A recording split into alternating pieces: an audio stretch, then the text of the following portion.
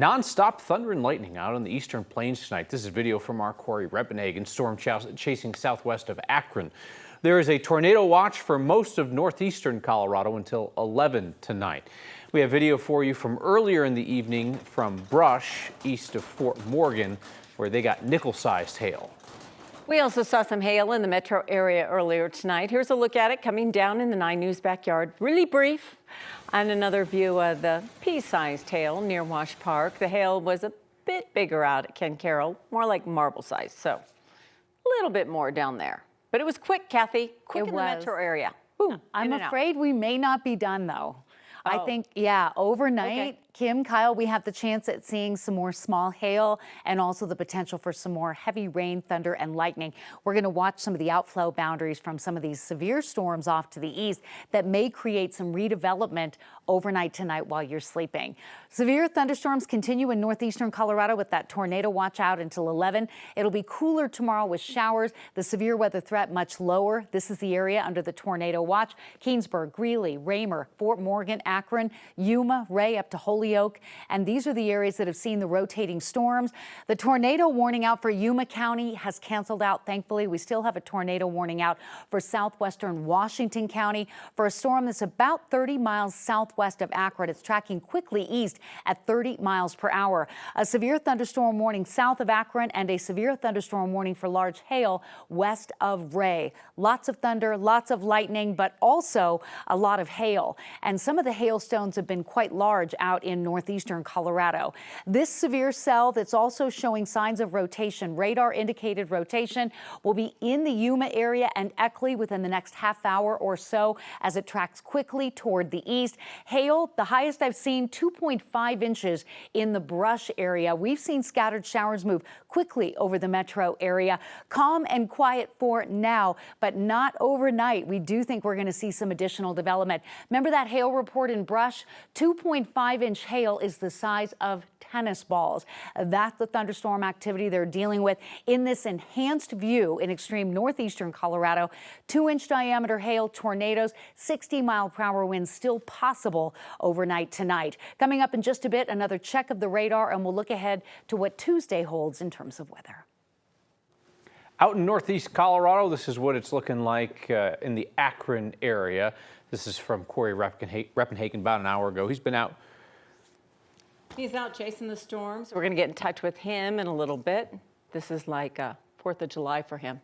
Typical day. Thunderstorms delayed about 400 flights at DIA, according to FlightAware. This was earlier in the day when these things were all moving in from the south to the north.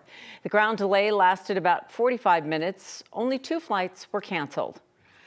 Many people are still recovering from severe weather weeks ago when a windstorm brought down power lines and trees, and that includes a Vietnam veteran in Littleton. 9 News reporter Janelle Finch shows us he's getting some help from the community. It isn't always easy to ask for help, but when it comes to supporting American heroes, Pat Smith, I probably got 1,000. Has been just a phone call away. Spent 31 years of my life, the last 31 years, helping veterans. Now he's the vet on the receiving end of help. I never expected that. I don't expect it. I've always been a giver and not a taker. And these guys are giving so much. At one point, this was a 54-foot cottonwood tree, and all 54 feet of that tree came crashing down into Pat's living and dining room. When winds died down, Pat brought in a tree service.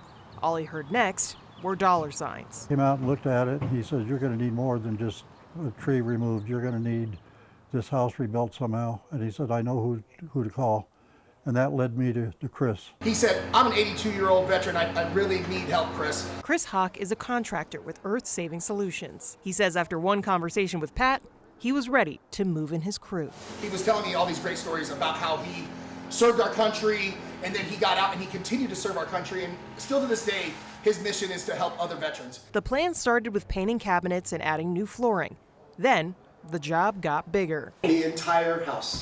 It has turned into a bunch of contractors all coming together to remodel the complete house. All at no cost to Pat. The good Lord put Chris in my way, and I'm so thankful. I'm just so thankful.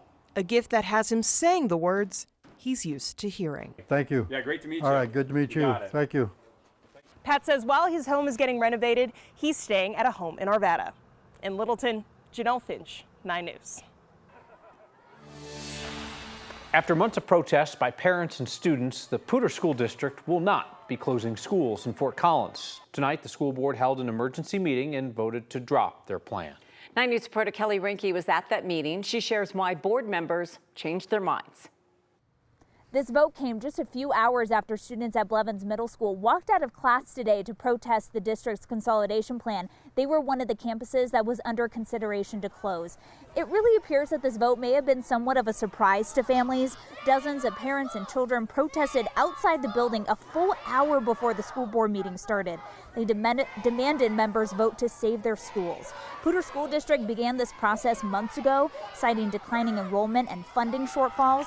Ultimately, the backlash convinced the board to not close neighborhood schools and look at other options. I do want to express that we have heard you, and it has made a difference. I didn't seek this seat to get in here to lay off the lifeblood to our schools. We can do better than that. I'm sorry that we failed the community.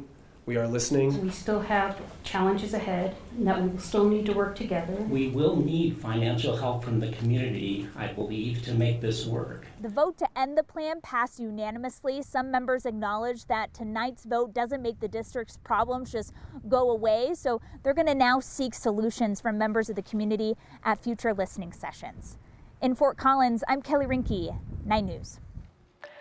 Wyatt Academy will remain open another year. The charter school in Denver was in danger of closing before families spoke up. In January, Wyatt Academy's Board of Trustees told parents and staff the decision was made to close at the end of the school year. The board held a vote without community input, citing low enrollment, limited funding, and the inability to provide high-quality education. Ultimately, those in favor of closing the school didn't have enough support, and now Wyatt Academy will remain open. Their school year wraps up next Friday on May 31st. Families within DPS have until August 30th to select or change their child's school year for the next year. Workers on the Aurora campus are cleaning up the Tivoli Quad after pro-Palestinian protesters packed up and left on Friday night. Sky 9 flew over that area today. You can see the spots left from where the tents used to stand. Tonight, the campus is still limiting who can get inside its buildings. Tivoli Quad will be closed until the cleanup's finished. That encampment first went up April 25th.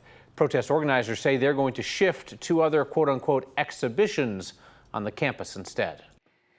Police say officers arrested the driver who hit a scooter rider outside Ball Arena after the Nuggets game last night. Our 9 News crew was there when it happened. The driver tried to get away, but people who saw the crash stopped the car. The person on the scooter went to the hospital. Police arrested a 52-year-old man for careless driving. They say he had slurred speech and smelled like alcohol. The results of his blood alcohol test are pending.